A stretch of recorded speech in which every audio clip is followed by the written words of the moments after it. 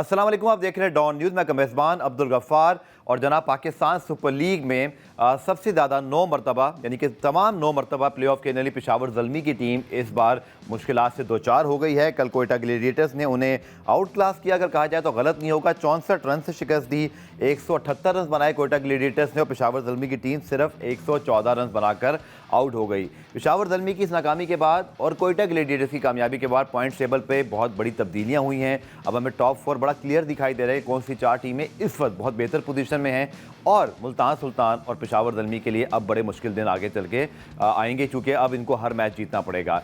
इस पर बात करेंगे। इसके साथ साथ आज एक रेयर ऑफ डे है पाकिस्तान सुपर लीग का। जैसे हम हमेशा लास्ट टाइम भी बात की थी, बड़ा मुश्किल हो जाता है PSL के दौरान ऑफ डे गुजारना, लेकिन बहरहाल आज के मैच पर तो हम बात नहीं कर सकते कि कल आने वाले मैच पर ज़रूर बात करेंगे। इसी तरह पूरा सिनेरियो आपके साथ डिस्कस करेंगे कि अभी क्या सूरत हाल है और आगे चल के क्या सूरत हाल जन्म ले सकती है। और रोज़ की तरह मेरे साथ मौजूद हैं फैसल इलियास, जिन्हें खुशामदीद कहते हैं। Faisal, a very disappointing result for Peshawar Zalmi. Not only they lost the match but by the very big margin.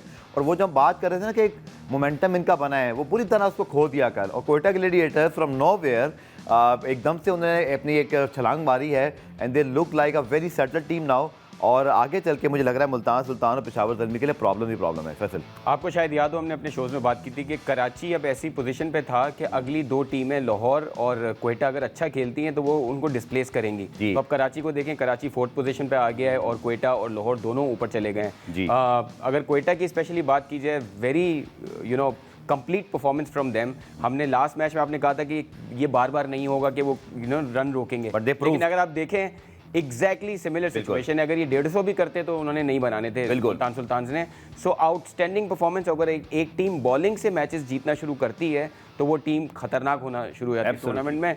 क्योंकि आप फर्दर डिस्कशन करेंगे डिटेल में तो तरफ जाएंगे। फैसल हमारे सामने, just for a reminder, if you are a Islamabad fan you can sit and relax right now. Lahore, Quetta and Karachi also in a very good position, but don't forget आगे चल के मैं फैसल बारे में बात करेंगे कि अभी भी पॉइंट टेबल की सिचुएशन ऐसी है कि अगर लाहौर या कराची या कोयटा एक मैच भी हारते हैं और पेशावर ज़ल्मी एक मैच जीतता है तो एकदम से सिचुएशन चेंज हो जाएगी, क्योंकि फिर 6 पॉइंट इन तमाम टीमों के हो सकते हैं। Multan Sultan can make a comeback. अगर वो 2 मैच जीतते हैं अगले और कोई इनमें से कोई टीम 2 मुसलसल मैच हारती है तो it's still very uncertain sort of situation, but right now I think Islamabad, Lahore, Karachi and Quetta in a very good position, and Peshawar Zalmi and Multan really I think उनको आज day of मुझे लगता है कि बड़ा सोचना पड़ेगा कि उनको आगे क्या करना है। इसके हवाले से हम तफसीली बात करेंगे, लेकिन कल के मैच के हवाले से पहले आपको पैकेज दिखाते हैं। कोयटा ग्लेडिएटर्स ने पेशावर ज़ल्मी को 64 रन से हराकर एक बड़ी कामयाबी हासिल की। और इसी मैच के हवाले से आप हमारा सेगमेंट देखिए, टेलीनॉर वो मोमेंट। और इसके साथ साथ मैं आपको बता दूं कि माई टेलीनॉर ऐप भी आप डाउनलोड कीजिए। यहाँ पर आपको PSL और क्रिकेट के हवाले से तमाम स्टफ मिलेगा। आप प्रेडिक्शन कर सकते हैं, एक्सपर्ट ओपिनियन देख सकते हैं, अहमद शहजाद शो यहाँ पर आ रहा है। इसी तरह यहाँ पर ढेरों प्राइजेस भी आप जीत सकते हैं। तो माई टेलीनॉर ऐप डाउनलोड कीजिए और उसके साथ साथ एंजॉय कीजिए टेलीनॉर वो मोमेंट। सो जनाब, अब हम करते हैं डिटेल एनालिसिस। जहां तारीफ करना पड़ेगी फैसल के, अगर सऊद शकील ने बड़े यूजफुल 32 किए, फिन एलन के बड़े काउंटर अटैकिंग 31, इसी तरह कंट्रीब्यूशन फ्रॉम मार्क चैपमैन, वहां फ़हीम अशरफ की 5 विकेटों का जिक्र भी ज़रूरी है कि ऐसी विकेट पर जहां फास्ट बॉल के लिए सिस्टम मौजूद थी, बड़ी अच्छी लाइन लेंथ पर गेंद की। लेकिन अगर आप पूरे मैच का एनालिसिस करें, क्या गलतियाँ की पेशावर ज़ल्मी ने, विजिबल है वैसे तो बहुत बुरी फील्डिंग की, बॉलिंग अच्छी नहीं की, बट वेरी अनएक्सपेक्टेड। हम समझ रहे थे कि बड़ा अच्छा मैच होने जा रहा है। बिल्कुल, सबको साफ जाहिर है कि किस तरह की फील्डिंग की है पेशावर ने। लेकिन सबसे बड़ा डिसअपॉइंटिंग फैक्टर ये है कि एक गलती आप बार बार कितनी बार दोहराएंगे। बाबर जो है वो 4 बार इस टूर्नामेंट में लेफ्ट आर्म पेसर से आउट हो चुके हैं, 4 बार। पिछले मैच में भी और हारिस रऊफ की बॉल पे उन्होंने रिव्यू लिया था, इधर उन्होंने रिव्यू भी ज़ाया किया। So very disable performance. और देखें, बाबर जैसे, रिजवान जैसे प्लेयर से हर पोस्ट मैच के बाद फील्डिंग इंपॉर्टेंट है, फील्डिंग इंपॉर्टेंट है। भाई पता है हमें फील्डिंग इंपॉर्टेंट है, हर बच्चे को भी पता है। लेकिन भैया आप ये बताएं कि फील्डिंग के लिए क्या करेंगे आप सही करने के लिए। फील्डर तो आप खुद भी अच्छे नहीं है। बाबर खुद भी अच्छे फील्डर तो वो खुद भी अच्छे नहीं है, लेकिन व्हाट इज ही डूइंग? अगर उनका अच्छे लेंथ पे गिरा हुआ बॉल उनसे नहीं खेला जा रहा तो वो क्या कर रहे हैं उसके लिए, किससे बात कर रहे हैं? मुझे लगता है कि कम्युनिकेशन का बड़ा मसला है। और हमारे लिटरली, क्योंकि इतनी बुरी परफॉर्मेंस है आपके बाबर जैसे, जिसके पीछे पूरा पाकिस्तान पागल है, आवाम पहुंचती है वहाँ पे, इस तरह की बैटिंग करते हैं वो, एक ही तरह के एरर बार बार। अच्छा, वो लेफ्ट आर्म स्पिनर पे भी कंफर्टेबल नहीं है। तो सबसे बड़ा मसला ये कि सबको पता है कि फील्डिंग इंपॉर्टेंट है, but what are you actually doing to understand कि ये इंपॉर्टेंट है। सो ये सारे फैक्टर्स हैं। अब आपके पास टाइम नहीं होगा जी। मैं आपसे सवाल चलाना चाह रहा हूँ स्टेप बाय स्टेप। जब बॉलिंग शुरू की फैसल पेशावर ज़ल्मी ने, नजर आता विकेट के ऊपर मदद है, पहले तो मुझे आप पेशावर ज़ल्मी की बॉलिंग एफर्ट के बारे में बताएं। मैं चाहता हूँ पहले उस पर आ जाए, फिर हम बाबर और बैटिंग पर आते हैं। ऐसी विकेट नहीं थी फैसल जैसे जिस पे 178 आप कंसीड करते।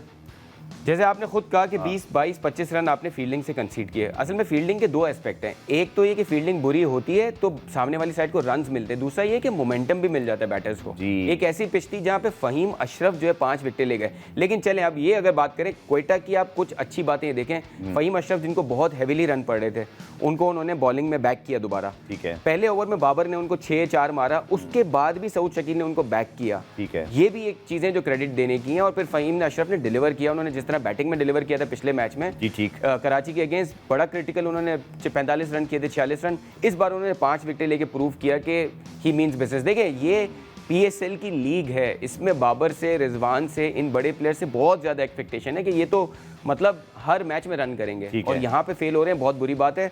और यस, क्वेटा ने जिस तरह बॉलिंग की है, क्वेटा ने जिस तरह बैटिंग की है, दोनों चीज़ें आउटस्टैंडिंग। और हम कह रहे हैं कि क्वेटा एक ऐसी टीम है जो सही टाइम पे पीक कर रही है। अब उनके 6 पॉइंट्स हैं, सिर्फ 5 मैचेस उन्होंने खेले हैं। अगली 2 टीमों ने 6-6 मैचेस खेले हुए हैं, तो पॉइंट्स टेबल पे भी उनकी पोजीशन सेटल्ड है। और अगर आप कप्तान को देखें, हालांकि शुरू में हम क्रिटिसाइज भी कर रहे थे कि सऊद शकील की, ये भी एक बड़ी बात है। देखें एक मैच जब टीम जीतती है, 2 मैचेस लगातार जीतती है, तो सब कुछ सही हो जाता है, शांति हो जाती है, सब सही हो जाता है। अच्छा, मैं फैसल आपसे जरूर जानना चाहूंगा, आरिफ याकूब को बिठा दिया कल पेशावर ज़ल्मी ने, आप बने उनके फैन रहे कि बहुत प्रॉपर स्पिन करते हैं, तो मुझे भी समझ नहीं आया कि एक पैटर्न सेट था, आप जीते हुए हैं लास्ट मैच, तो आपको क्या ये करने की जरूरत थी? दूसरा मैं अगेन ये चीज़ आपसे जानना चाहूंगा कि उस विकेट पे जहाँ फ़हीम अशरफ ने 5 विकेटें ली, जहाँ लास्ट मैच के अंदर भी लो स्कोरिंग मैच हुआ था इससे पहले वाले, 178 की विकेट थी, मुझे लगता है Peshawar Zalmi concede to many runs yesterday. Runs बहुत ज़्यादा कंसीड हुए। और मैं टॉस पे भी बाबर के डिसीजन से सरप्राइज था कि पिछले मैच में कराची के साथ जो हुआ था यहाँ पे कि 150 रन या 140-42 रन चेस करते हुए फंस गए थे, तो मुझे तो लगता था कि वो win the toss bat first वाला सिचुएशन होगा, लेकिन उन्होंने वो डिसीजन लिया जिसपे बाबर ने ये कहा कि हमने खेला ही इतना बुरा कि हम जिस भी सिचुएशन में। फिर आप देखें इनके जो सबसे प्रीमियर बॉलर हैं अली रज़ा, उनको बहुत सारे रन्स पड़े। बिल्कुल। ल्यूक वुड की बॉलिंग उस लेवल की नहीं दिखी, तो मुझे लगता है स्पिन में सुफियान मुकीम ने ज़रूर स्ट्रगल किया। जहाँ दूसरी तरफ आपके साइम अयूब ने 2 विकेटें ली और उन्होंने 6 रन से बहुत अच्छी बॉलिंग इकॉनमी थी। वहीं दूसरी तरफ सुफियान मुकीम जो प्रॉपर बॉलर है लेफ्ट आर्म, उन्होंने बहुत ज़्यादा रन्स कंसीड किए। ऑल्दो आरिफ याकूब को रिप्लेस करके आप ले आए थे, लेकिन सुफियान मुकीम से ज़्यादा एक्सपेक्टेड था कोई बेहतर परफॉर्मेंस देते। बिल्कुल। फैसल उनके बाद जब गेंद गया वो जस्ट बिफोर द स्पेल, उनका मोराल खुद उन्होंने अपना गिरा दिया। एक वो बाउंड्री पे चौका निकाल दिया, एक वो कैच जो हो सकता था हारिस, उनके दरमियान कंफ्यूजन हुई। और आपने मोमेंटम की बात की, एब्सोल्युटली एग्री विद यू।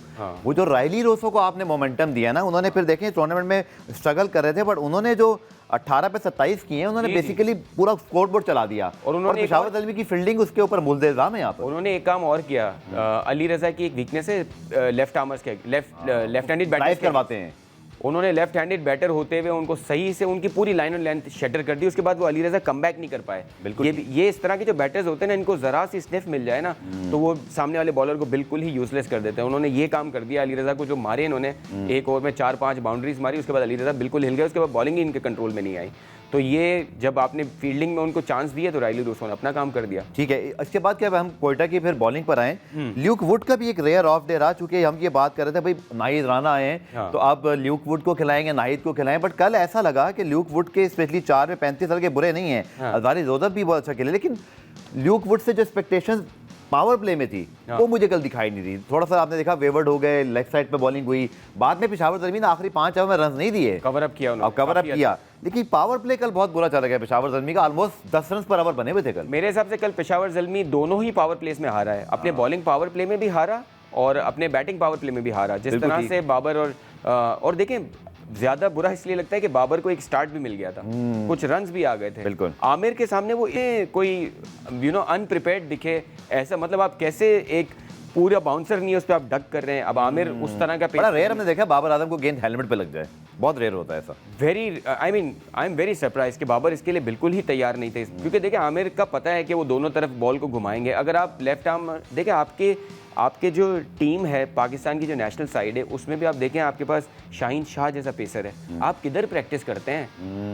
मतलब शाहीन शाह तो मशहूर ही अंदर लाने के लिए राइट हैंडर को, तो आप ये प्रैक्टिस तो करते ही होंगे। सो वेरी सरप्राइजिंग कि बाबर बहुत टेक्निकली इक्विप्ड है, बहुत साउंड खेलते हैं, लेकिन कभी उनके हेलमेट पे बॉल लगे देखा नहीं मैंने इंटरनेशनल क्रिकेट लेकिन में। अब तो सर ये टेक्निकली इक्विप्ड साउंड, ये आई डोंट थिंक ये टर्म्स अब बनते हैं इनके लिए, बिकॉज आप एक ही तरह से आउट हो रहे हैं हमेशा। चार बार आप एक लेफ्ट आर्म पेसर पे आउट हुए तो ठीक है। पुरानी ब्रेक शामिल करते हैं, ब्रेक से वापस आएंगे तो पेशावर ज़ल्मी की बैटिंग एनालिसिस बहुत ज़रूरी है, क्योंकि साइम अयूब, बाबर, TKC उनका प्रॉब्लम भी चल रहा है। फिर हमने देखा कि कल समत भी कुछ ना कर पाए, हुसैन तल्लत ही अकेले लड़ते हुए दिखाई देते हैं मिड ऑर्डर में, लेकिन कल बहुत ही बुरा डिजास्टर हो गया और उनका पूरा बैटिंग कोलैप्स हुआ। फैसल से जानेंगे इस शॉर्ट कमर्शियल ब्रेक के बाद।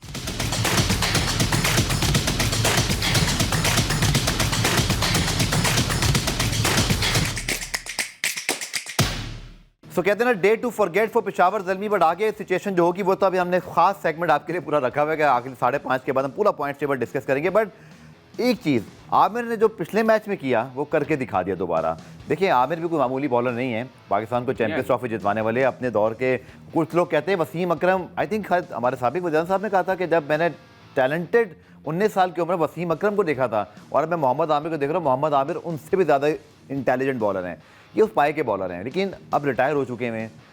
कल अगेन पहले बाउंसर पे मतलब बाबर को परेशान करना, फिर जिस तरह की गेंद उन्होंने कराई, क्रेडिट उनको भी जाता है। लेकिन कैसे आप देख रहे हैं, मतलब क्या उन्होंने कोई साइकोलॉजिकली अब वो चीज़ कर ली है? बयानात भी उनके बहुत चलते हैं। कल तो वो मुझे नहीं पता उस सेलिब्रेशन का क्या मतलब था, बट विव रिचर्ड भी कहते भाई relax relax, good for the game but not good for Zalmi in this scenario.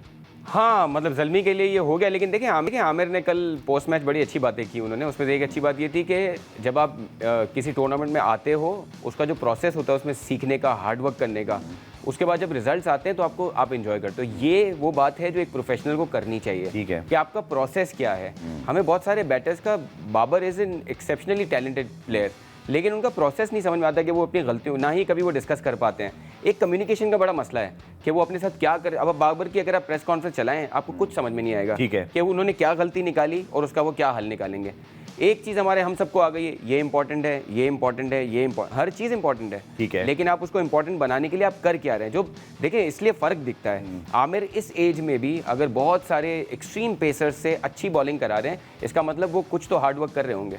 मतलब वो टूर्नामेंट को जब आप अप्रोच करते हैं, जब आप गेम को अप्रोच करते हैं, तो you need to have your planning as to how you going to approach it. क्योंकि देखिए एक बड़े प्लेयर का पहले 2 ओवर में रन आने के बाद तीसरे ओवर में इतना डर के खेलना और इतना उसी एक तरह की डिसमिसल पे आउट होना, बिकॉज देखें हर एक को पता है कि बाबर कवर ड्राइव मारेंगे अगर आप उसको ऑफ की बॉल देंगे, नहीं देगा आपको वहाँ पे बॉल। ठीक है, आपको वहाँ देगा जहाँ आपकी वीकनेस है। तो you have to work on your weakness. मुझे लगता है कि अब साइम को भी थोड़ा जागने की जरूरत है। मैं इस तरफ आ रहा था, 5 मैचेस 6 मैचेस हो गए, आपने पहले मैच 50 बनाई थी, उसके बाद कोई 50 नहीं है।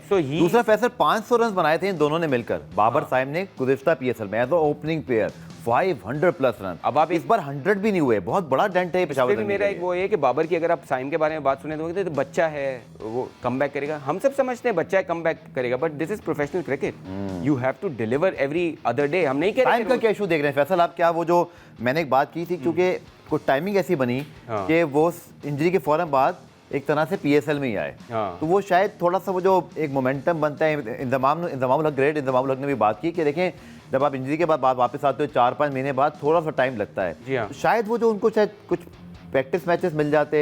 अब जाहिर बात है फर्स्ट क्लास हो नहीं रही, कोई ऐसी क्रिकेट हो नहीं रही थी, तो मुझे तो ये दिखाई दे रहा है जैसे वो अभी सिंक नहीं हो पा रहे सही तरह से। लेकिन अगर आप उनकी बॉलिंग देखें, कल जिस तरह की वो फील्डिंग में जान मार रहे थे, तो वो ही इज देयर, मतलब वो इतना कोई बड़ा गैप नहीं हुआ। और ऐसी भी कोई या वो नो लुक शॉट के लिए गेंद लेग पे मिल नहीं रहा, वो आपने देखा कि बिल्कुल उनका लेग साइड गेम ब्लॉक हुआ हुआ है। जी, बात ये है कि देखें ये जैसे बाबर जो है वो एक बुकिश प्लेयर है, मतलब बुक की तरह खेलते हैं, बुक से खेलते हैं, लेकिन साइम अयूब एक डिफरेंट प्लेयर है।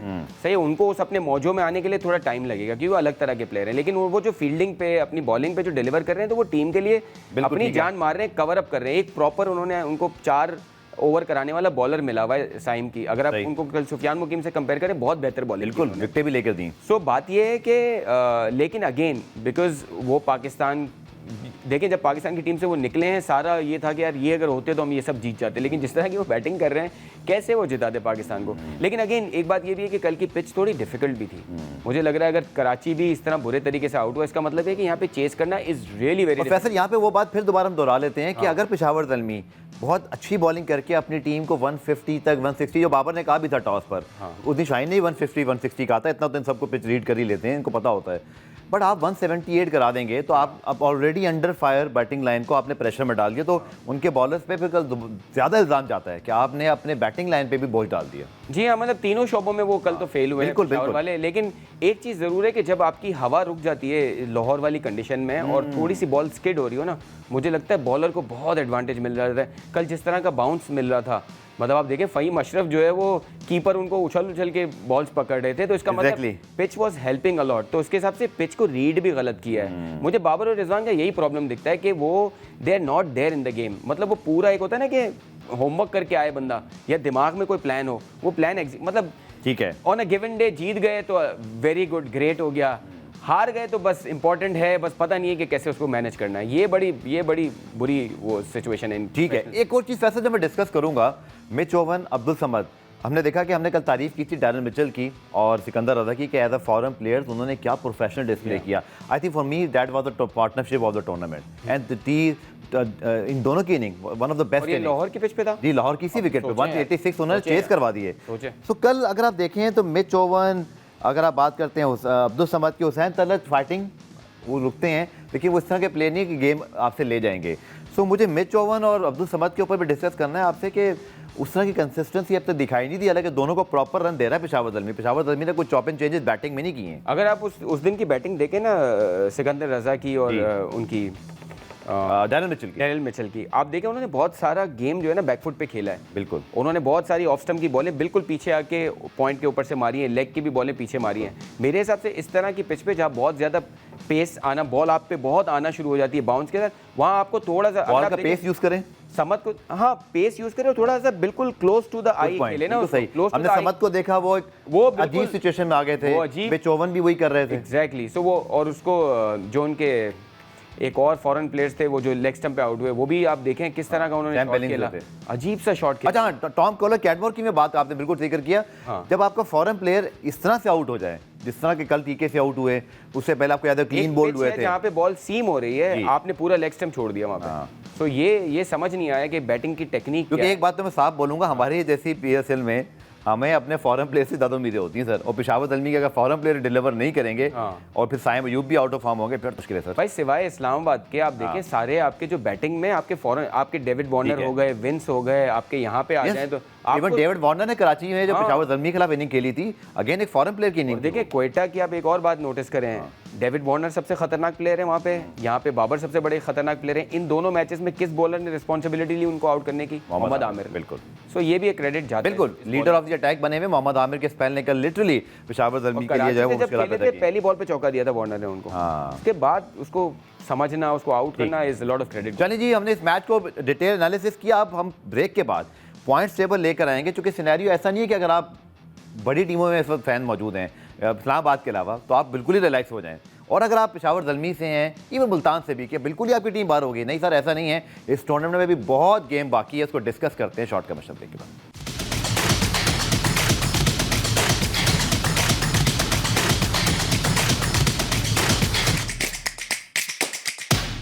जनाब ऑफ डे आज पीएसएल का, तो हम अब बात करते हैं थॉरली ज़रा पॉइंट्स टेबल की, और फिर मैं टॉप परफॉर्मर्स भी आ जाएंगे। पॉइंट्स टेबल फैसल अगर हम देखें तो सिचुएशन ऐसी है कि चारों जो टॉप टीम है, ऐसे लगता है जैसे अभी बड़े अच्छे उनके जो है ना वो सारे मामलात हैं, लेकिन सिनेरियो कुछ ऐसा आगे चल के कि एक मैच की शिकस्त, अगेन फैसल आपके सामने देखें, लाहौर, कोयटा, कराची 6-6 पॉइंट्स हैं। जस्ट इमेजिन कि लाहौर, कोयटा, कराची में से कोई एक भी टीम अगर अपना मैच हारती है अगला और पेशावर दलमी वो मैच जीतती है, तो आप एकदम से सिचुएशन चेंज देखते हो। यस राइट नाउ, लेकिन मैं ज़रूर बोलूँगा कि पेशावर के लिए प्रॉब्लम ये है कि अब उनकी चीज़ उनके हाथ से भी निकल रही है, क्योंकि अब उनको दूसरी टीमों पर इंतजार करना है नाउ। बट हम अगर लोग हमसे ये जानना चाह रहे हैं कि पेशावर और मुल्तान का क्या सीन है, तो मैं आपको सिंपल बताता हूँ फिर फैसल के एनालिसिस कि क्या ऐसा पॉसिबल है भी कि नहीं।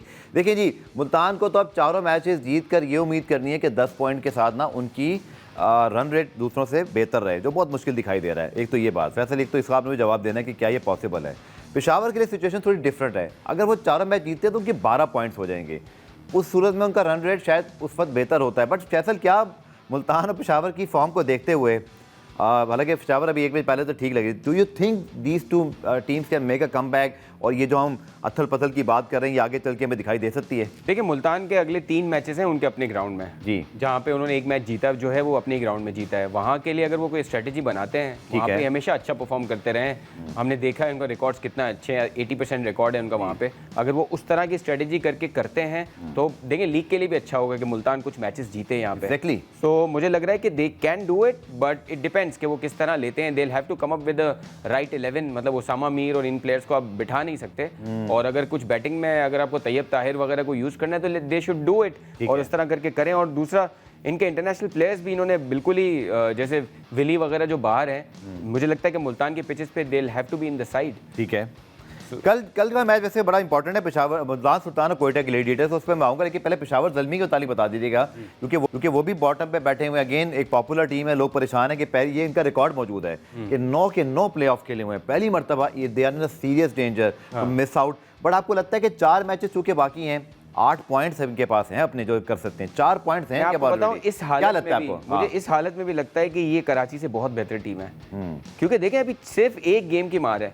कराची 6 मैचेस के बाद 6 पॉइंट पे है, ये 6 मैचेस के बाद 4 पॉइंट पे है। एक match is not a big deal. ठीक है। और जो इनकी फायर पावर है यार, Saim Ayub, Babar, they have good team. नीचे भी अगर आप देखें तो ओवन फिनिशर्स हैं इनके पास, इनको जीतना चाहिए। कल एक ऑफ डे हुआ है, लेकिन लेकिन bounce back, they will bounce back. मुझे लगता है कि पेशावर ज़ल्मी के स्क्वाड पे आते हैं फैसल। मेरी ये स्ट्रैटेजी थी इस वाले पार्ट में, जो कि आज मैच नहीं है, कि हम दोबारा जरा टीमों को टच करें कि कौन सी टीम परफॉर्मेंस के बावजूद भी खतरनाक हो सकती है, कौन सी टीम परफॉर्मेंस के बावजूद भी खतरनाक नहीं हो सकती। मैंने आपको उस दिन भी कहा था कि कराची सेकंड पे है, ये 4th पे होगी, आज 4th पे है। मुझे लगता है कि जिस तरह कराची खेल रही है सही, ये they can go further down. ठीक है ना। फैसल, हम पेशावर ज़ल्मी के स्क्वाड पे बात करें, मेरी अपनी दो सजेशन है और इससे दो सवाल भी, जो कि मैं खुद ज़ल्मी फ़ैन हूँ और हमारा आपको पता है डॉन और पेशावर ज़ल्मी का एक बड़ा इश्तराक भी चल रहा है, तो we want Zalmi to bounce back. But Zalmi का एक प्रॉब्लम जो मुझे देखता है एज अ फ़ैन, शायद एज अ जर्नलिस्ट में बात नहीं कर रहा, जो कि आप अपने फ़ैन जब होते हैं तो फिर आपकी अलग सोच होती है। मुझे ऐसे लगता है कि 4 बॉलर जब खेलते हैं फैसल, तो इनकी टेल बहुत लंबी हो जाती है। अज़ारी जोसेफ पे हम इतना प्रेशर नहीं डाल सकते कि वो एज अ बॉलिंग भी परफॉर्म कर रहे हैं, फिर उनसे बैटिंग में रिस्पेक्ट करें। क्या ये रिस्क ले सकते हैं? मेरा ये सवाल है आपसे कि ये मतलब साइम अयूब और हुसैन तलत को एज अ बॉलर खिलाकर 5 बॉलर कर लें, और एक बैट्समैन जिसमें नजीबुल्लाह ज़दरान भी हो सकते हैं, आपके पास मैक्स ब्रायन मौजूद हैं, आप अपनी बैटिंग को थोड़ा सा और मुस्तहकम कर लें। आप भी क्या रहा है, या फिर ये जॉर्ज लेंडे को लेकर आएँ बतौर स्पिनर और बाकी तीनों स्पिनर ना खेलें? बट पता नहीं मेरी बात अब सेंस कर रही नहीं कर रही, बट मैं सिर्फ ये चाह रहा हूँ कि कम बैक करें, तो इसलिए मेरे ज़हन में कुछ सवाल हैं। सर आप देखें इनका टॉप ऑर्डर में बैटर देखें आप, आपके पास हारिस है, आपके पास बाबर है, आपके पास साइम अयूब है, सही है, हुसैन तलत आ रहे हैं, कैडमोर हैं, और आप कैडमोर की जगह के पे ट्राई करें। एक इनिंग उन्होंने खेली है, उसके अलावा उन्होंने कुछ भी नहीं किया है। अगर आपको ज़ादरान को उसकी जगह लाना है तो आप उनको ट्राई करें, लेकिन मुझे नहीं लगता कि बॉलर को ये 5वें बॉलर को ख़त्म करेंगे, बिकॉज इनकी बैटिंग में डेप्थ है। इनको ये देखना है कि किस तरह एक विनिंग कॉम्बिनेशन बनेगा। देखिए बाबर से कुछ गलतियां हुई हैं, कल टॉस पे भी माना नहीं उन्होंने, लेकिन गलती हुई, उनको कल बैट फर्स्ट करना चाहिए था, और सेकंड इनिंग में थोड़ा सा अनप्लेएबल हो गया था।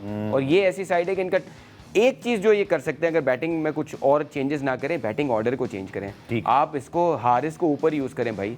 हारिस अगर आके उसने टिम साइफर्ट की तरह 40 रन ही करने हैं मैक्सिमम, तो उसको आप टॉप पे यूटिलाइज कर रहे हैं ना, वो 6 ओवर में डाल दें। और देखें एज के साथ आपके रिफ्लेक्सेस बदलते हैं, सही है, आपकी आईसाइट कमज़ोर होती है।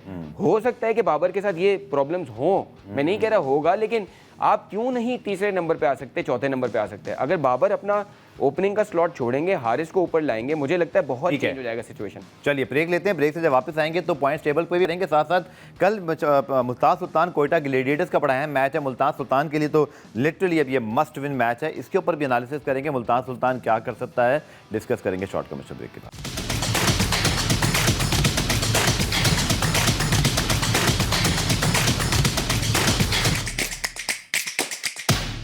पुरान में खुशामदीद, पॉइंट्स टेबल दोबारा आते हैं। फैसल, मैं आप उलट सवाल कर रहा हूँ आपसे कि जो 2 टीमें हमें नीचे दिखाई दे रही, can they make a come back? But जो ऊपर इस्लामाबाद को मैं भी टच नहीं करूंगा, बिकॉज वो तो हाई फ्लाई है, वो 1-2 मैच हारेंगे, फिर I am giving them huge respect, क्योंकि वो क्या क्रिकेट खेल रहे हैं। बट जो कराची हैं, लाहौर हैं, आपको लगता है, और इवन कोयटा, कि इतने अच्छी पोजीशन के बावजूद भी क्या वो ग्रांटेड ले सकते हैं किसी चीज़ को, कि एक आध मैच स्लिप अप हुआ और एकदम से पेशावर ने जंप मार दिया?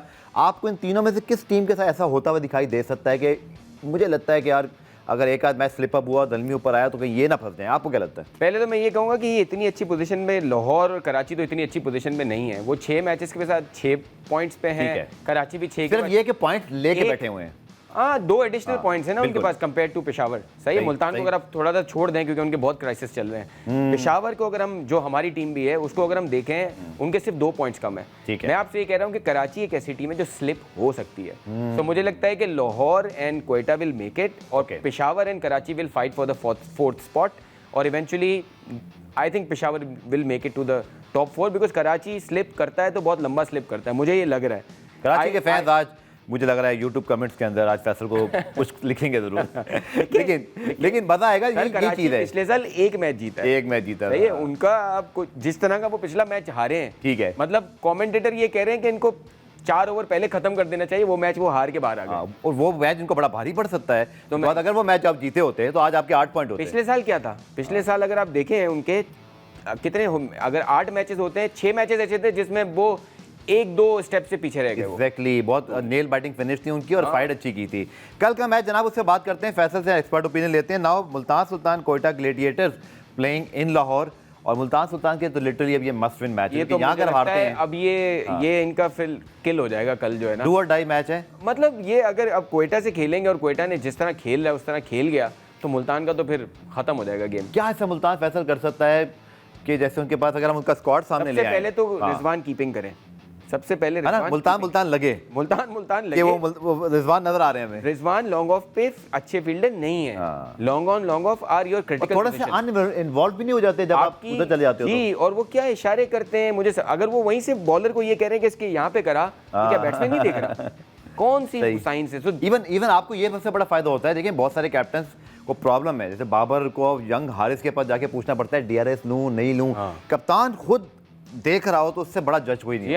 आप अच्छे बॉलर को, और ऐसा रिजवान ने बहुत दफा प्रूव किया है, या तो PSL का बड़ा अच्छा कैप्टन मानते हैं। आपकी अलजारी जोसेफ जैसी हाइट हो, शाहीन शाह जैसी हाइट हो कि आप लॉन्ग ऑफ पे खड़े हैं, कुछ फायदा होगा, वो भी नुकसान है। मतलब आपको लॉन्ग ऑफ पे खड़ा ही नहीं होना चाहिए। चलिए मुझे 2 टोक अल्फाज में बताएं कि क्या कल हम, मैं क्या अल्फाज, मैं ये तो नहीं कहूँगा अपसेट, क्योंकि अभी मतलब मुल्तान सुल्तान पिछले साल तक फेवरेट टीमों में थी, बट अब चूंकि जिस तरह की हालात में है वो, मैं तो ये पूछूंगा सर क्या कोई अपसेट हो सकता है आपके ख्याल में? ये सवाल में तो सही है गलत है? अपसेट तो बिल्कुल हो सकता है, कोयटा मतलब हार भी सकती है, लेकिन जिस तरह की क्रिकेट वो खेल रहे हैं, और अगर उनको इसी तरह का आइडियल सिनेरियो मिल गया कि फर्स्ट बैट सेकंड फील्ड, तो वो फिर निकाल दें। और एक और चीज़ आखिर में बॉटम लाइन ये कर रहे हैं कि कोयटा को लिटरली लाहौर के पिचों ने सूट कर दिया, उनके फास्ट बॉलर्स ने पूरा फायदा उठाया उसका। एब्सोल्युटली। और जैसे यहाँ पे जो है ना फ़हीम अशरफ, लेकिन अब देखें बात ये कि फ़हीम अशरफ को अच्छा है तो पे हुसैन तलत की भी अच्छी बॉलिंग होनी चाहिए, उस बंदे ने खुद भी तो जान मारी। बिल्कुल, नो डाउट। मैंने जैसे कहा कि कोयटा के बॉलर्स ने पूरा फायदा उठाया, जान लगाई है, और अपने कैप्टन को उन्होंने फुल जो है ना सपोर्ट किया। बहुत शुक्रिया फैसल, उम्मीद करते हैं कि कल का मैच अच्छा हो,